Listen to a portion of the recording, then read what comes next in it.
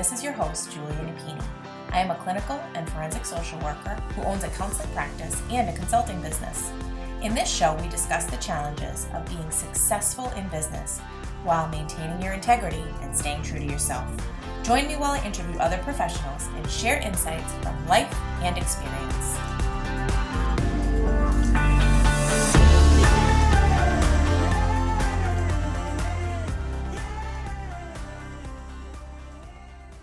Let's talk about RingRx, our latest sponsor. RingRx is a high-quality, HIPAA-compliant telephone, text, and fax communications platform. They provide seamless, cost-effective communications for behavioral therapists, medical practices, hospitals, and other healthcare providers.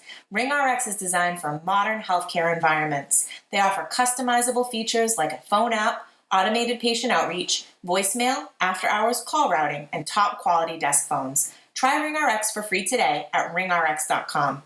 And if you sign up using the code CLIMB, you'll get 15% off your monthly bill forever. Conditions apply. Hello and welcome to another episode of the Compassionate Climb podcast. We have a very intriguing topic for you all today. Our focus is going to be the dissolving of a business partnership that is not in alignment and how to overcome something like that. So I guarantee there will be some helpful takeaways for you all out there, especially those that are potentially considering entering into a partnership. So Leslie, Kuny, welcome to the show. Thank you so much for having me, Julia. Even just you saying that, I was like, oh, my stomach just got turning a little bit. And I'm like, no, that's the truth. That's what's happening.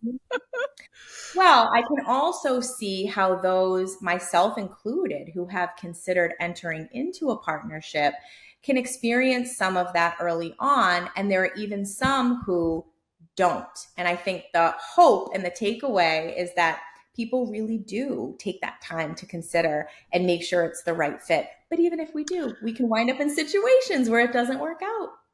Yeah, and I think that goes like even broader in terms of like friendships, romantic partnerships, even if you work with clients, right? Like, and there will always be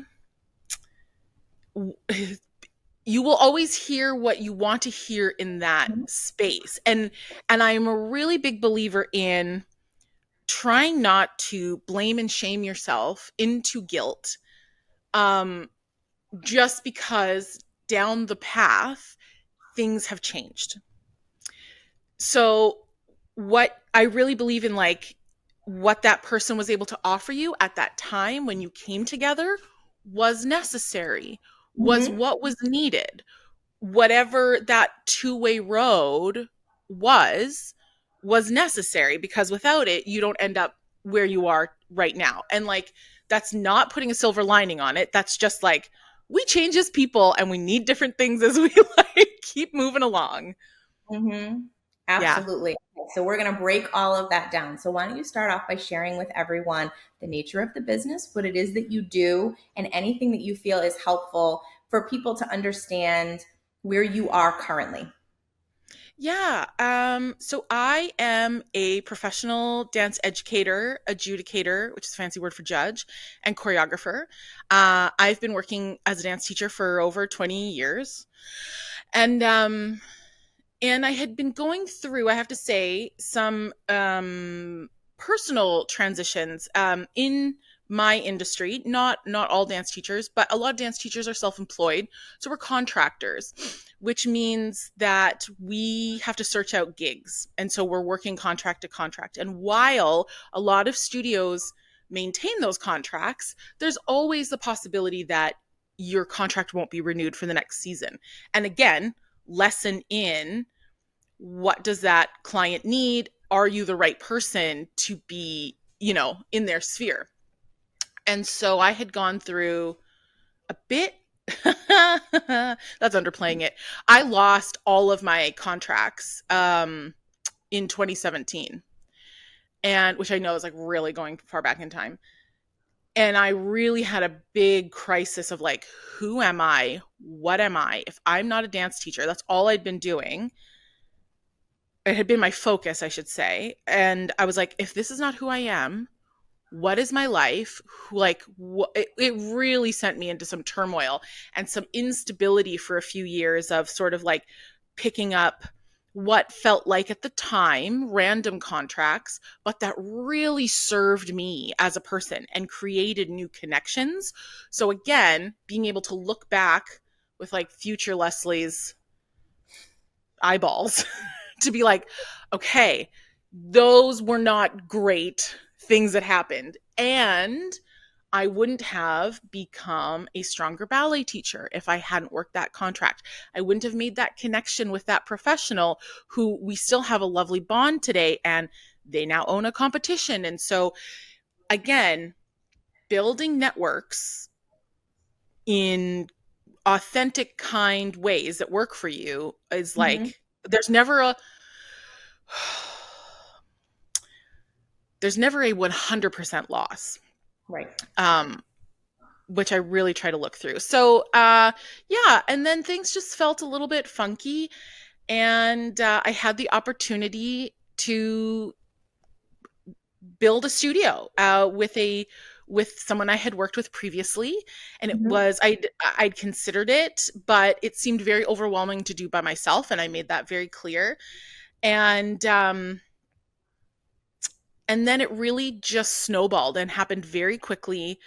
And from the, hey, would you be interested, to finding a space and a lease to start renovations Mm-hmm. was maybe 2.5, 3 months. Wow. And we plugged a lot of money into it, which you have to for dance to have it properly done up. And then we were all ready to open for spring break 2020. um, and I joke that the pandemic was the best thing that happened to that business.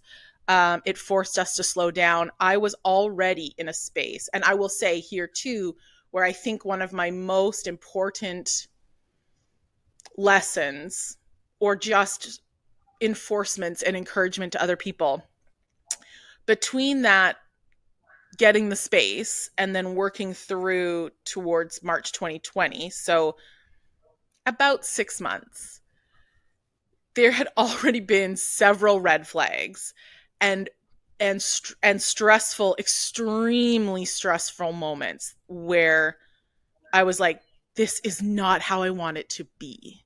Mm-hmm. And I did make that clear on several occasions, but it wasn't met with the empathy and of what I needed. That's not to say that it wasn't handled, but it wasn't dealt with in a way that made me feel that, okay, I have been seen, I have been heard, I am walking with this person. Mm-hmm. Um, so for me personally, the pandemic really hitting in March 2020 really was the best thing. It slowed things down. It gave me a chance to breathe, to catch up, and prepare. And I honestly think that a lot of the success that we had was that we were able to slow down. We didn't feel like we had to catch up and race with anybody, which was really, really great. Mm-hmm. And then it really, thankfully, it took off.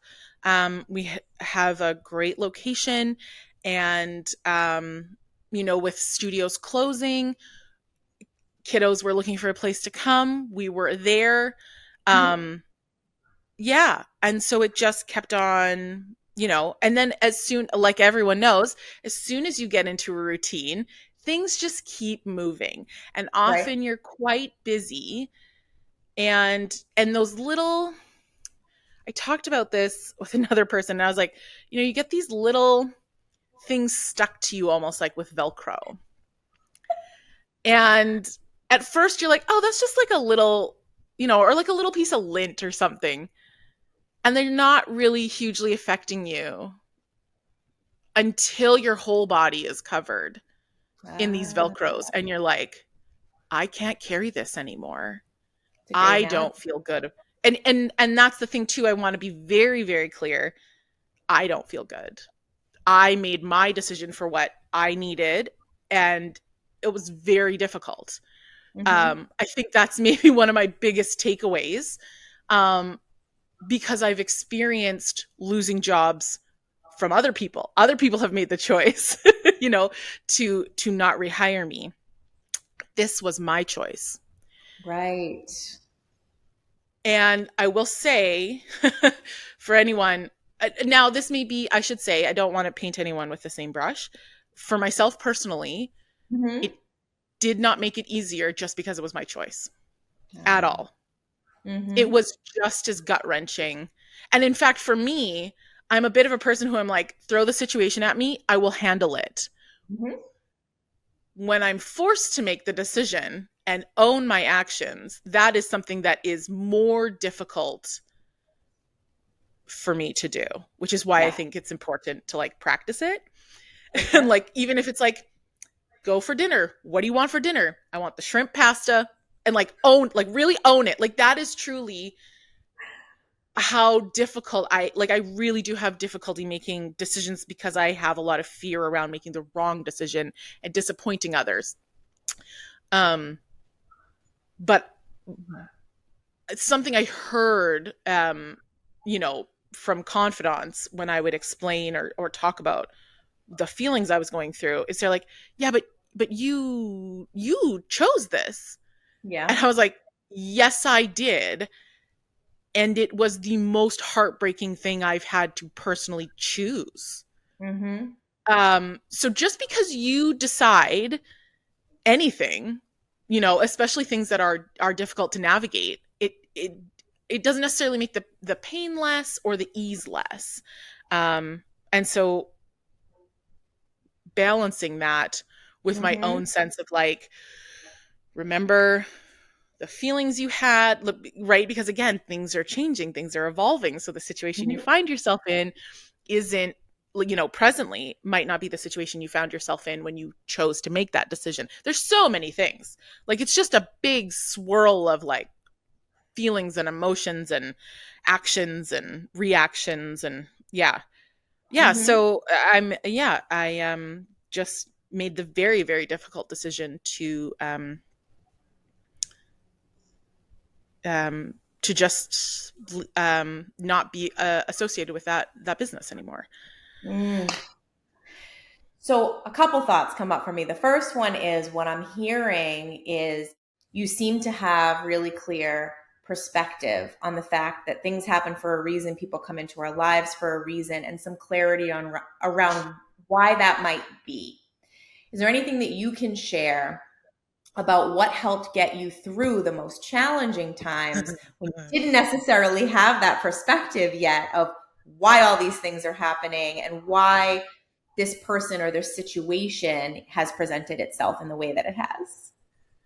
Ooh, I don't know. There were I joke as a form of self-preservation quite frequently, because I feel like if I don't laugh, I'll cry.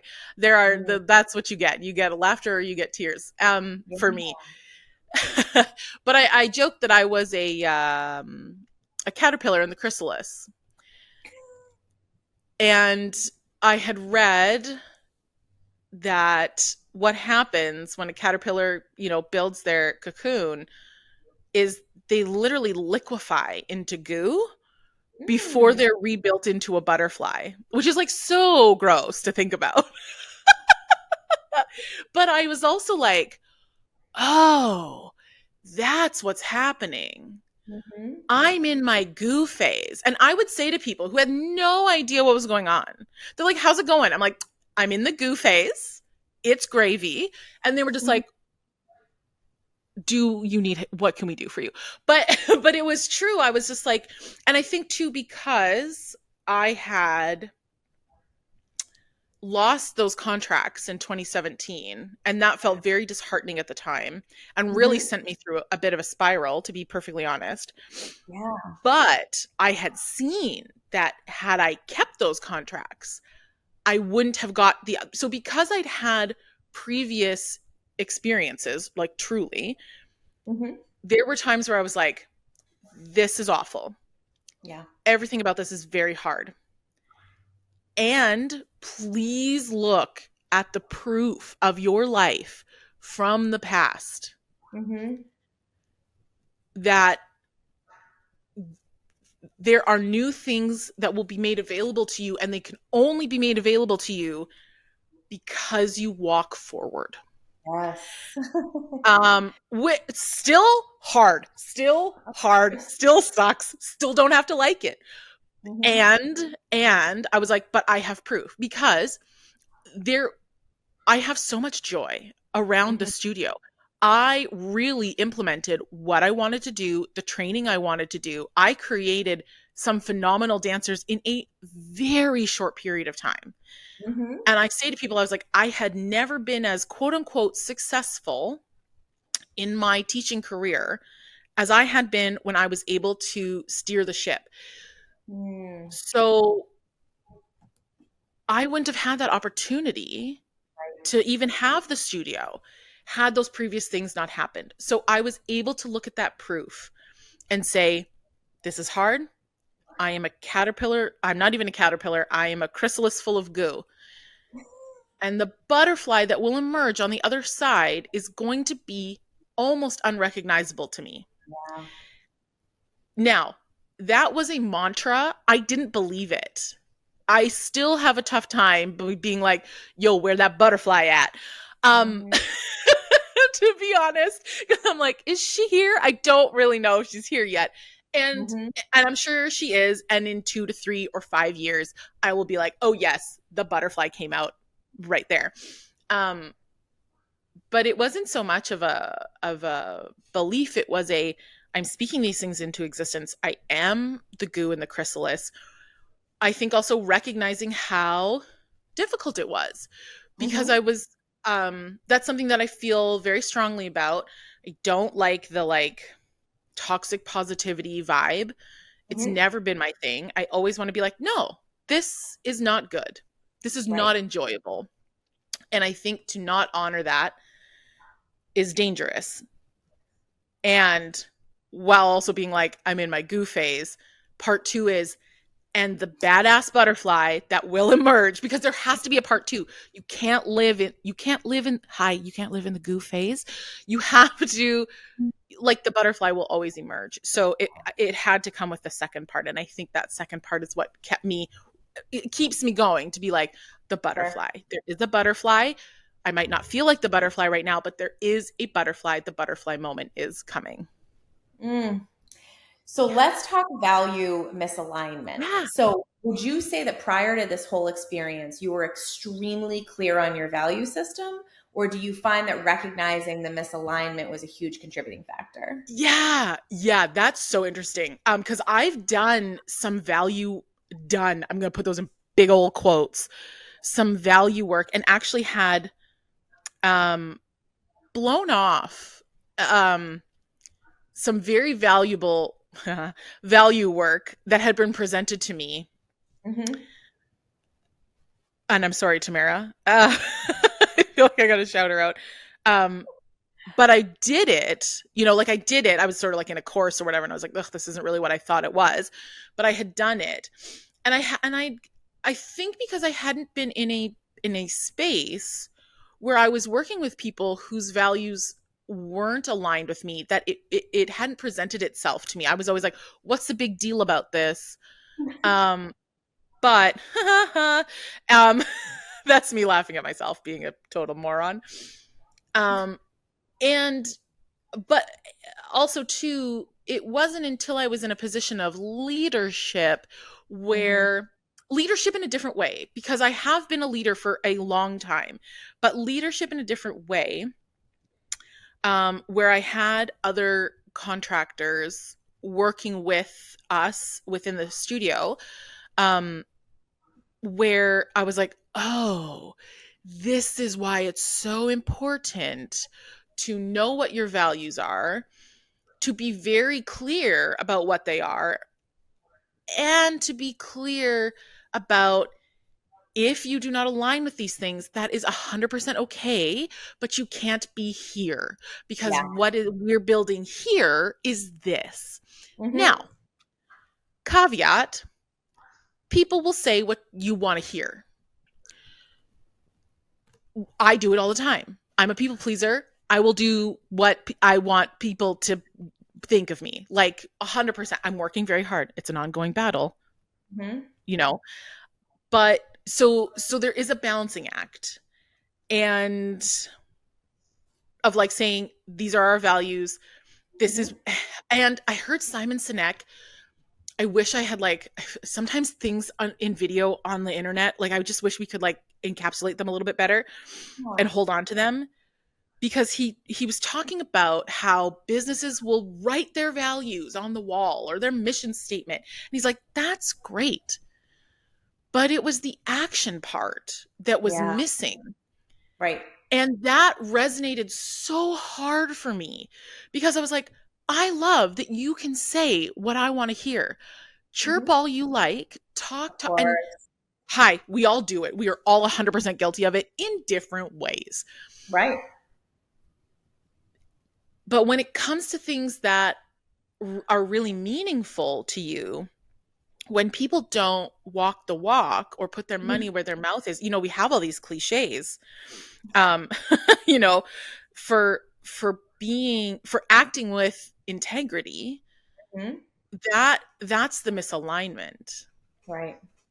And that for me is really where I fall in, and I'm like, so now I'm really learning to trust myself, Yes. listen, feel, which I know Mhm. we're going to get like a little woo woo, but like feel the vibes and take your time Mhm. with people, especially if you're going into something that's very meaningful for you, Right. really taking your time to know who that person is, and see how they behave, Mhm. and look in the same way that I look back at my past experiences, both good and bad. There's a lot. Right. If you can look back to that proof, or I shouldn't say proof, evidence, or Mm. material, right? Because I don't want to put a value judgment on it.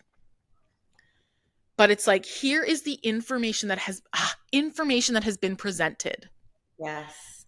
Does what they do in like line up Mhm. with you? Um, and for me, I really need people to walk the walk. I really Mhm. do. And I recognize how hard that is. Yeah. It is, that is not to disparage 2024, but I think there has been such a, man, I'm so sorry for my soapbox, but there has been such a culture shift, which has been so beneficial in so many ways, but has also taken away responsibility to others in Yeah. the building of the individual, and that the individual is of the utmost importance, Right. um, as opposed to community, which means there is reciprocity, there is give and take, there is respectfully disagreeing and moving. You know what I mean? Like there's it's a, for me, it's a big conversation, and I that's what I boil it down to. Yeah.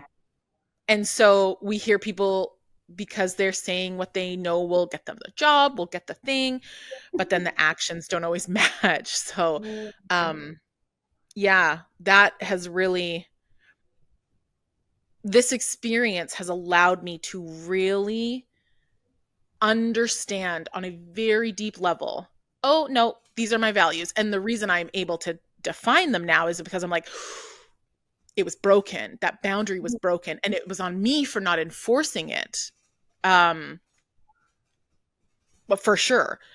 But it Yeah. wasn't until those boundaries were really crossed, those values were not upheld by by other people, I should say. It's not just it has to be a team effort.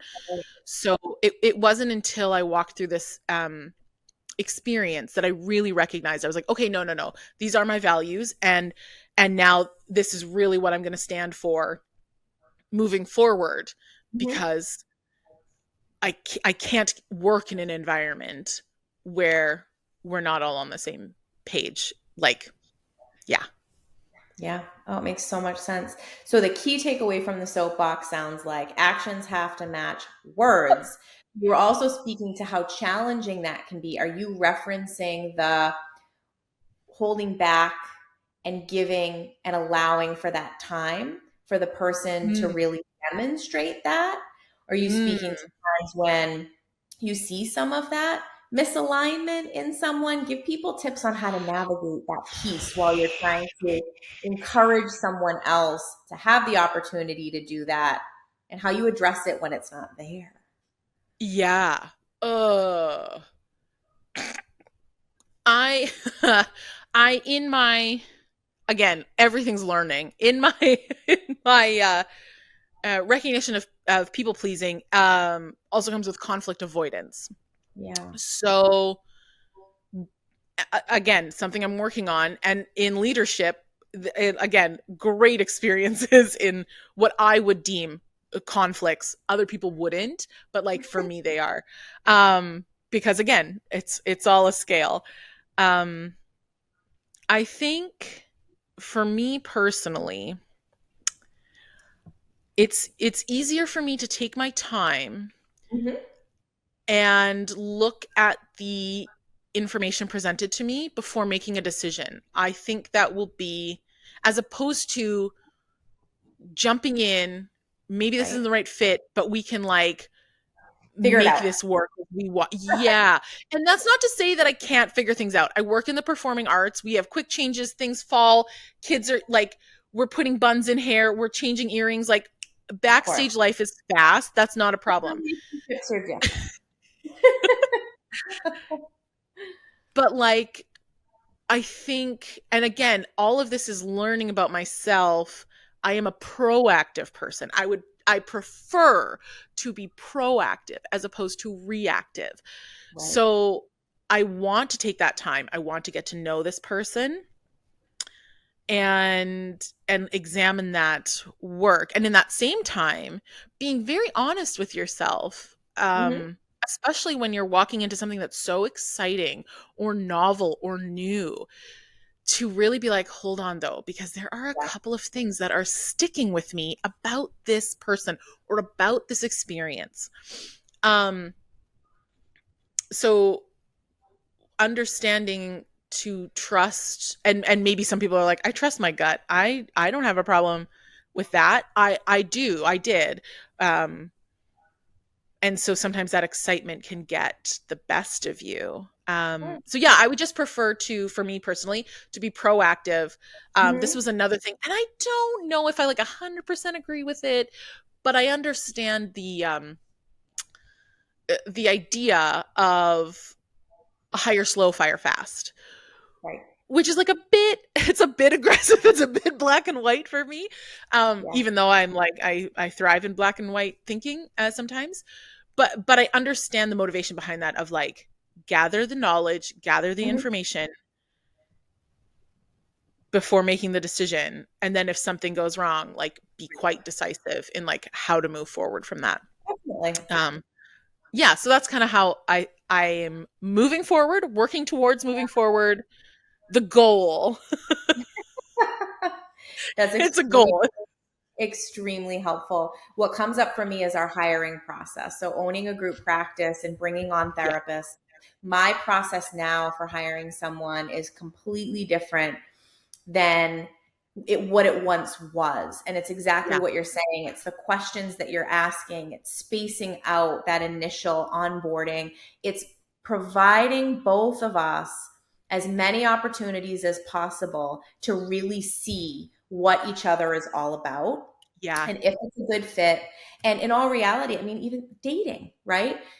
How do we really determine that a person is right for us? We have to see them over time in different yeah, settings, when they are sleep deprived, when they're hangry, when they've had a bad day at work, when yeah, things aren't going their way, in yeah, addition to all the great stuff that people can show us or the way they can present in a job interview. And they're going to give us all these people that are going to provide glowing references. So, yeah.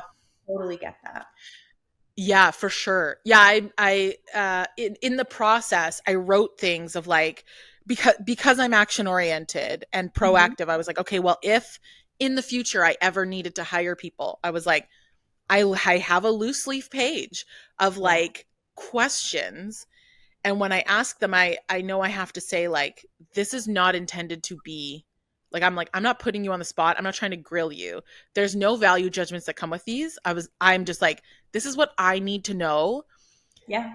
And then with, so that I can best utilize your special sauce, your skills.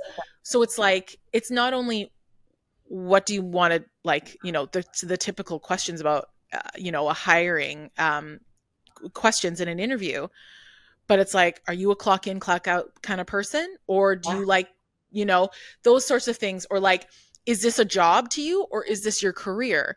And how Yeah. do you differentiate? Do you have any, like, is there anything that comes before this job? That's Mhm. super important for me. And again, I have no judgment value if you're like, yep, my dog. Like, if my dog needs to go to the vet, I'm calling in sick. I'm like, cool, great. Again, I'm like, give me the information so that I Yeah. have it, so that if and when a decision needs to be made, I can look at that information and feel Yes. good about, so that I don't feel misaligned making Mhm. that decision. Yeah. Absolutely. Oh, I couldn't agree more. So, as we start to wrap up, tell us about the emergence of this butterfly. What is it that you have going on now? What is next for you? And how are you going to take this experience and all that you've learned into this next Ooh. phase?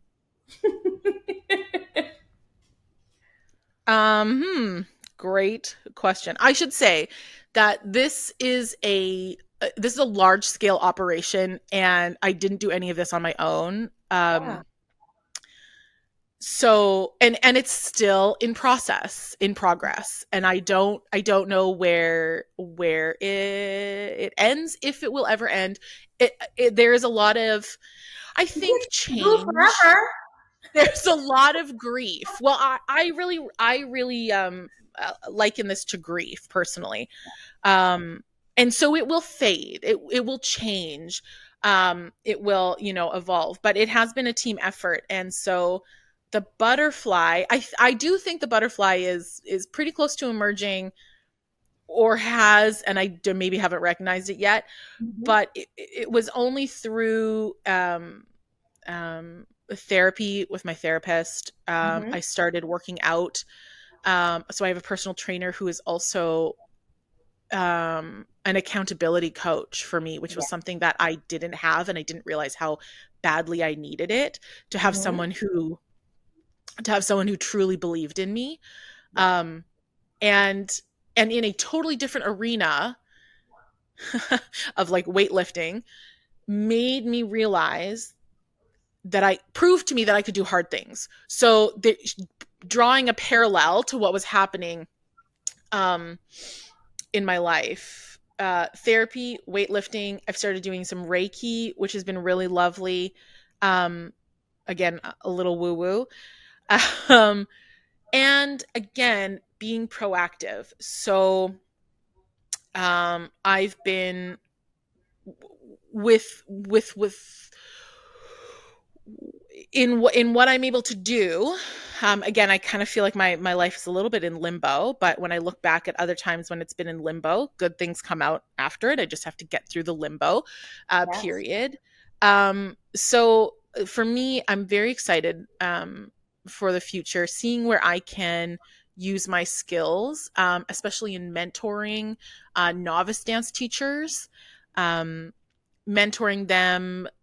I'm doing some upgrading of skills. I'm getting a new dance teaching certification, which I literally just finished my first year yesterday.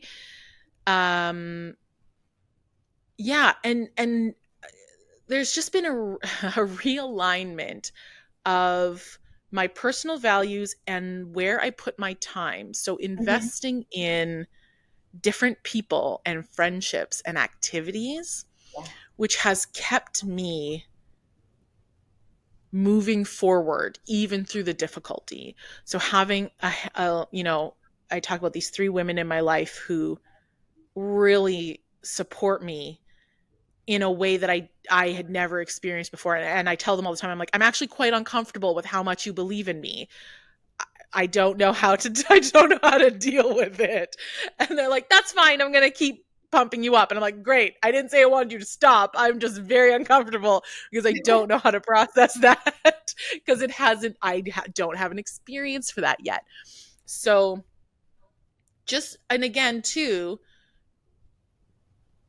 really recognizing my choice and the reason for my choice and standing by that every day in myself. So even if that means like big ownership of those values, which again is causing me some discomfort internally, without any other situation that's going on, because I have never trusted myself as much as I am needing to right now.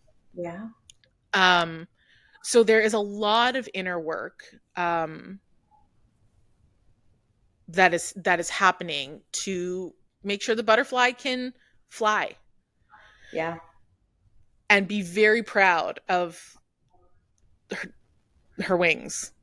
So yeah, I hope I would say the pride in the wings. We don't trust the wings quite yet. We're not there yet. We're not trusting those wings. Well, it's a very inspiring story, and you sound incredibly hopeful and optimistic. And so this is definitely something that we want to stay tuned for. So for those that are listening that have been intrigued or inspired today, what is the best way for them to follow you? Yeah, I'm on the internets. You can follow me on Instagram. My handle is at Leslie Kuny. It's just my name, LESLIEKUNY. Even though my content is for primarily dance educators or dancers, I do think there is a lot of coaching / parenting / just like inspirational. If you need a cheerleader, I really just want to be your cheerleader. I think everybody needs a cheerleader, even if it's a random stranger on the internet. I have a couple of them that I follow because I'm just like, I need you to tell me to have a good day on purpose. So yeah, I also have a website, lesliekuny.com, and a YouTube where if you want to watch some dancing that I've made, if you're like, well, who is this chick? What is she doing? What? You can watch that on my YouTube channel. But again, if you just head over to Instagram, Leslie Kuny, KUNY, most of my links are there, so you can find me there. I love it. That's wonderful. Well, thank you so much for coming on the show and your willingness to share. And I'm excited to see those wings and where they're going to take you. Me too. Who knows? I'm not really a person to be like, stay tuned, but I'm like, also to me, like, stay tuned. Like, who knows? It'll be exciting. Yeah. Thank you so much, Julie. I appreciate the platform and the sensitivity around this, and also the opportunity to talk about alignment, because again, I think it's very culturally buzzy, but the practice and the action of it is where we need to be moving. So by having this platform, and to everyone listening, I'm very grateful, and I hope it can be encouraging for you to, live within your own alignment. Couldn't agree more. Thank you. If you like what you're hearing, please rate and review. This will help others find us and benefit as well. The Compassionate Climb podcast represents the opinions of Julia Napini and her guests. The information provided is intended for educational purposes only and should not be taken as legal advice. If that is what you are seeking, please consult an attorney.